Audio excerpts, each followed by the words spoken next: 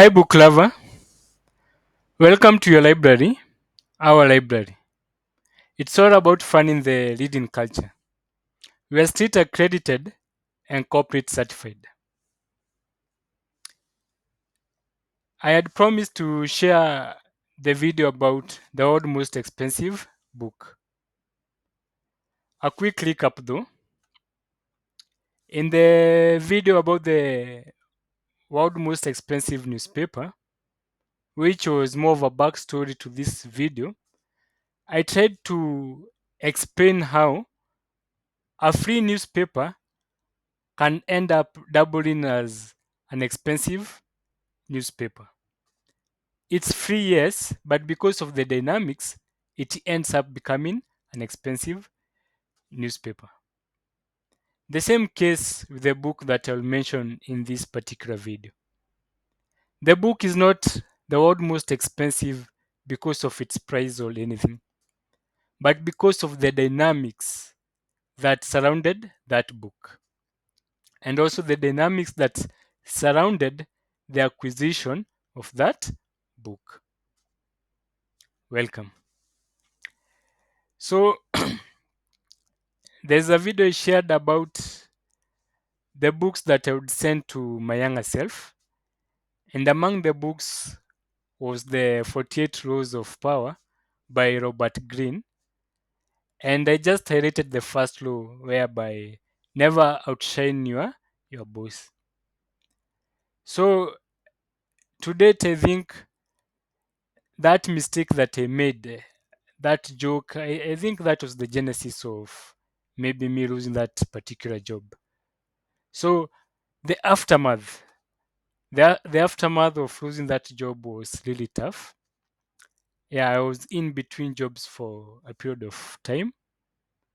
At one point, a friend hooked me up with a certain job.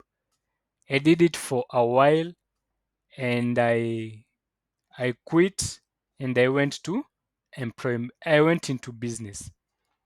During this time that I went into business, I moved in with two roommates. So we were three of us, but unfortunately, one of the roommates also left, and we remained two of us. And the business didn't survive. It In a few months' time, it went under. So I was in this situation whereby I was unemployed for a period of time, and I was behind my rent contribution. So it was my roommate who was contributing the rent. So I was also not in a proper state of mind to go looking for another job, especially after that job that I was fired from. Then also losing my business, quitting the other job. So much was happening. So much was happening. I was not in a proper state of mind. In fact, before I proceed with this video, I want to issue a disclaimer. This video, parts of the video may evoke sadness, and the purpose of this video is not to evoke sadness or pity. No, it's a burden that I've been having for a while, that people should start sharing more authentic stories. And when I say people, it should start with me. Like right now, when you go to social media, when you go to IG, people just post their best photos, they put their best foot forward, and people never share their struggles or the part of the journey they went through. We are trained to keep the broken sleeve, to keep the broken arm under the sleeve. But I feel like sometimes when the arm when the arm is now healed, people should come out and share what they have gone through, so that any other person that is nursing a broken arm at least can be comforted by the fact that with time that broken arm will heal. So my arm is good. My arm is good. So that's why I feel I'm in a better position to share this story. Yeah. So back to the story. So in this situation in between jobs, and I was not in the right state of mind, there was this college in that was starting in that town, and I happened to go to that building to look for other services, but that college caught my.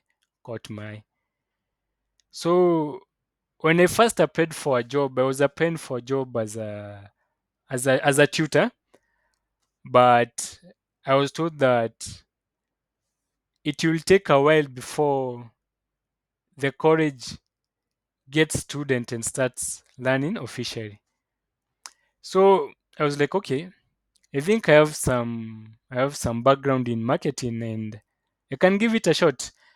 Instead of just waiting for the students to come on board, then I start the job. Maybe I can do the marketing and bring the students on board. So I got the job as a marketer, and things started to shape up. Things started taking shape, and I remember I was also given an office. I was told I was the CG head of marketing, head of what.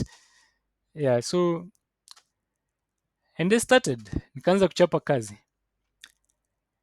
Now, where the college was,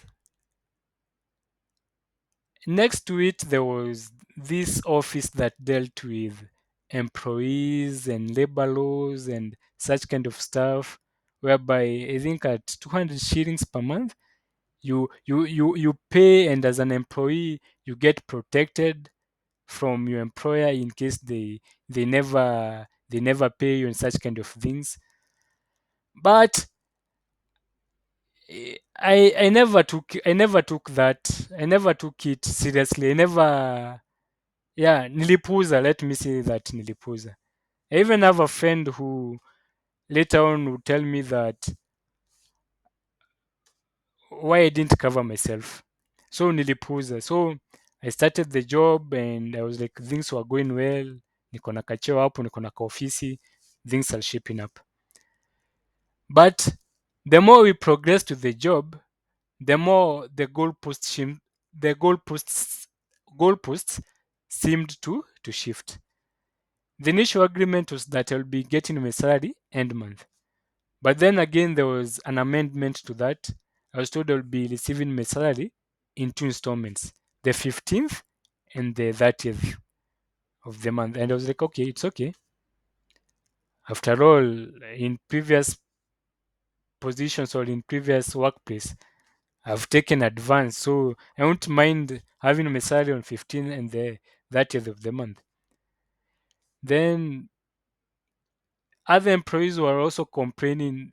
Other employees that I had found there were complaining of late payments and salary delays, no payments, and such kind of things. But because I was out of employment for a while and I had this hunger, I wanted, like, I had just missed working. And have you ever been in a position whereby you are out of employment and you just long for that feeling of having a job? So at first nikapuuza hizo rumors zao, like nikazichukulia tu ka rumors. I didn't take heed to it.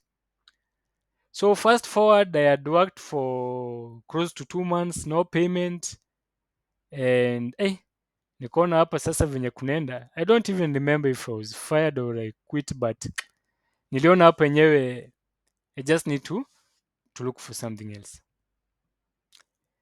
Now, a new dynamic came into place. Before getting this job, for 3 months, close to 3 months, I had not contributed my half of the rent. My roommate used to foot all the rent. And now nimepata job and nadunga official, I've gone to work for close to 2 months na bado nasema silipwi. So one day I came from job, I realized some of my items are missing. My roommate akaanza kuuza some of my property. Nikimuuza ananiambia like, oh, sijui nilipeleka sijui wapi, sijui nilisema zieko wapi. Then we had an argument. Then one day I came back to I came back to the house and it was locked. I didn't have a place to go. Yeah. To cut a long story short, I was momentarily homeless, but a neighbor hosted me for that night. Then a friend came through and I get crashed at my friend's place. So it was a tough moment, you know. I was losing I was losing I was losing so many things at a go, you know. Yeah, so it was one of those tough moments.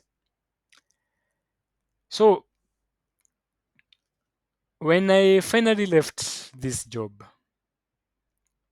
before I had left this job, we had become very close with my employer.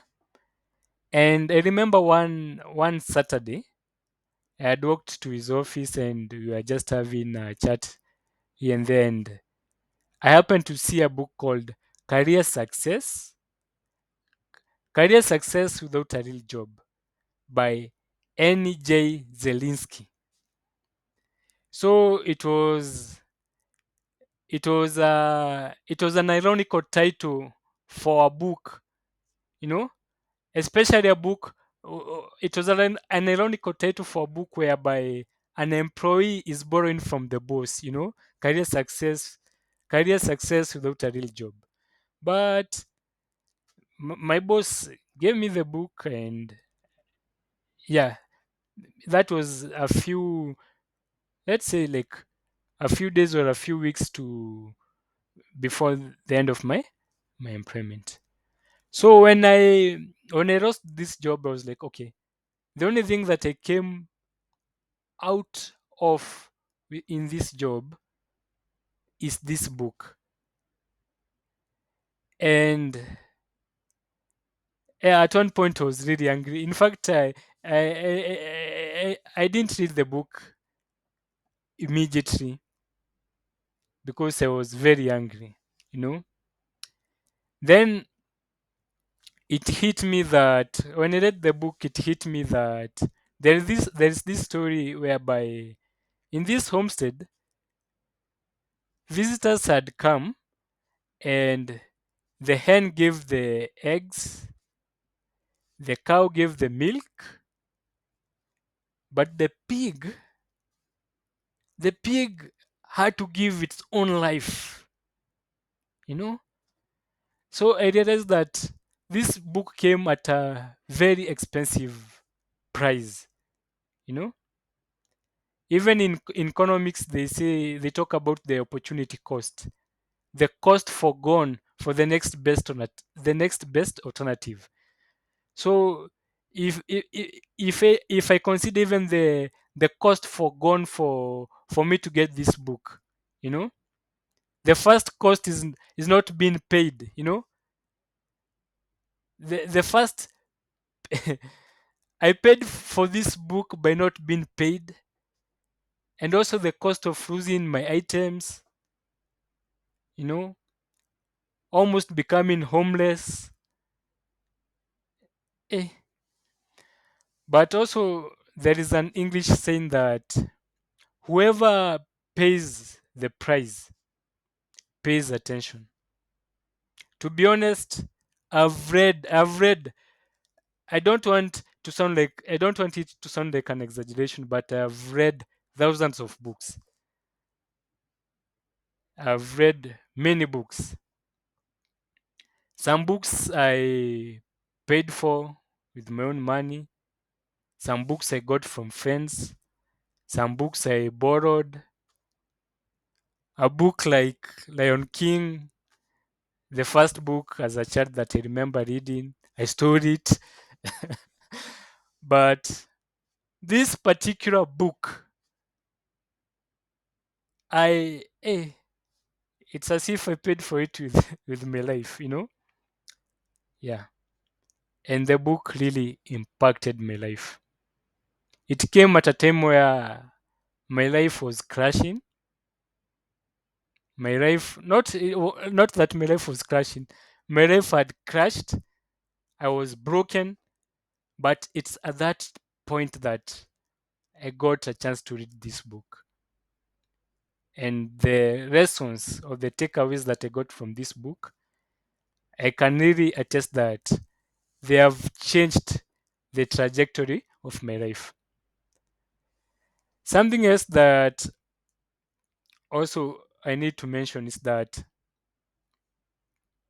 this particular book, it's one of the few books that have, okay, before reading this book, I didn't have the I was in the habit of reading a book once and that is it.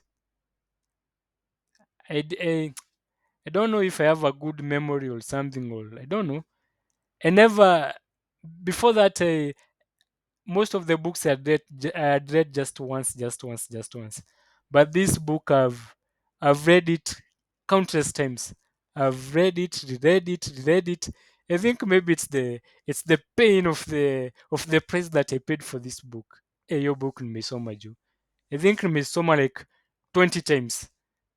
20 back to back, back to back, back to back. But I think the best gift I can take from that book is implementing the lessons from that book, because that book I really paid for it. I can't quantify I can't quantify how much. Like when I was trying to explain the hassles someone goes through to get the people daily. So I can't quantify how much or what it has costed me or what it cost me to get that book. Yeah. So that's the book, the world most expensive book. And I'm fortunate to at one point to have been in possession of the world most expensive book. I don't want to claim that I'm so philanthropic or something. I finally gave the book to a friend, but that's half the story, because what I also got in return from this friend, the books and other support in other ways till to date that I've received from this friend, they are enormous. I can't even quantify. Yeah. So that I felt I need to share out that story. So if you're out there and you are nursing a broken arm, I pray the good Lord may heal it quickly, may give you the grace to enjoy it. And once you become victorious, you may be able to come out and share your story and tell people, hey guys, look, this arm was broken, but it was healed. And here I am sharing the story. Yeah, it's unfortunate, but that's the way of life, that no one wants to no one wants to hear the story of a person in the journey. Like if, for example, I was sharing this that story about me losing the job or being homeless while I was still at the journey, maybe it could not be effective, you know. So that's the way of life. Maybe we can't change that. So if you have a broken arm, I guess you just have, there's no other way around it. You just have to nurse it. You have to give it time to heal.